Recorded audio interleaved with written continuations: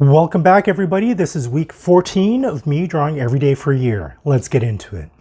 So this first spread of week 14 basically represents what I'm currently interested in right now: mushrooms and sumo wrestlers.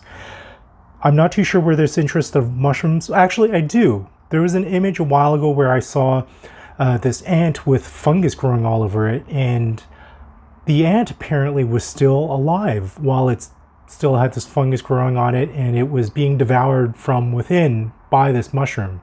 And I think that's where it sprung from. And my long-standing interest in sumo wrestlers is still running strong in me right now. And I've always had in mind to paint a sumo wrestler with this ceremonial apron on. These wrestlers wear these aprons when they enter the tournament space, the dohyo, at the beginning of every tournament. They are separated by east and west groupings, and each of the wrestlers wear this colorful hand-sewn apron with different images depicted on the front. And I thought, hey, mushrooms would be a great theme on one of these aprons. And you could see here this quick sketch of an idea I have for that apron. The next spread is a drawing of my coworker Majit. I've drawn him in the past if you look through previous sketchbook videos. It's always nice to go back to a subject and try to recapture it, try to sketch something that I haven't seen in the subject, and try to put that down on paper. I think for this particular drawing, the best part of it for me is his left hand right here and how I depicted it. It's very efficient, I think.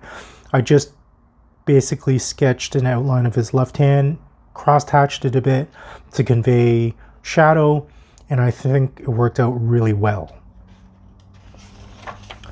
The next drawing, I first drew the decapitated chicken head. I had it sitting in my fridge. I wanted to paint it actually, but it was going off a bit and it had a certain odor to it.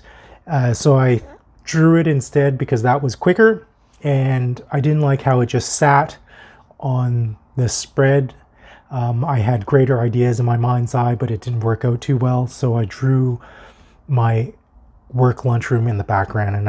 And even though these two images have nothing in common or there's no connection, I think it worked out pretty well. The next few spreads represent or show my apartment. I'm trying to work on my perspective drawing. I'm pretty weak in that area. And this is my living room, and boxes and books stacked on top of each other. This is my kitchen. If I'm not in the studio, I'm usually here in the kitchen. I like cooking. This is the closet in my studio. I think it works really well as a drawing because visually it sets up layers that you have to work through to get to the back of the drawing. And I like that. I like that your eye has to travel through everything to get to the back. I had a funny thought while I was doing these perspectives. What makes a perspective drawing harder to draw than a portrait, for example? For me, at least. Because if I thought about it, and I am thinking about it currently, drawing is nothing but putting abstract shapes in different configurations together, right? Isn't that right? So when I'm drawing a perspective of an urban scene, for example, I have to think about it as a series of shapes. They're just shapes in different configurations adjacent to each other. And likewise with portraits. They're just shapes put in a different configuration that at the end hopefully forms a fairly accurate portrayal of a face. However, the trouble I get into is that I assign these abstract shapes meanings. For example, if I'm drawing an urban landscape, oh, I have to draw that rectangular-ish shape. It's a car. So automatically I have a certain preconceived notion of what a car is, and if it doesn't come out, I get angry at myself. So I think I have to return to the mindset of just trying to capture abstract shapes on paper, configuring them together to make hopefully something that looks like a figurative object at the end of the drawing, if that makes sense. Tell me what you think about your approach to perspective, for example, or portrait drawing, or still life.